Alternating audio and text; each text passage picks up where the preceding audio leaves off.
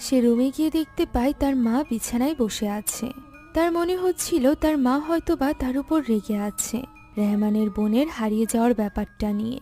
তাই সে তার মায়ের সাথে কথা বলতে লাগলে তার মা এখানে বেশ অদ্ভুত কিছু কথা বলে। সে বলে ওই বাড়িটি সাধারণ কোনো বাড়ি নয়, দেখে মনে হতে পারে সেখানে কেউ থাকে না, তবে সেখানে এক ভয়ানক শক্তি রয়েছে। শিলার মা এই কথা বলতে না বলতেই দরজায় নক করে শিলার বাবা।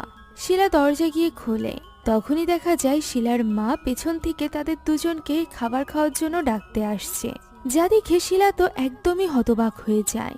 যদি তার মা এতক্ষণ রান্নাঘরে ছিল তাহলে তার ঘরে কে ছিল? শিলা কিছুই বুঝে উঠতে পারে না। পরদিন সকালে রেহমান তৈরি হয়ে নেয় স্কুলে যাওয়ার জন্য। তবে সে যাওয়ার আগে তার মা এবং বোনের সাথে তার ছবিগুলো দেখছিল। এমন সময় তার মা বাড়িতে ফিরে আসে। পুরো রাত মাসাইও বাড়ির বাইরে ছিল। সারাটা রাত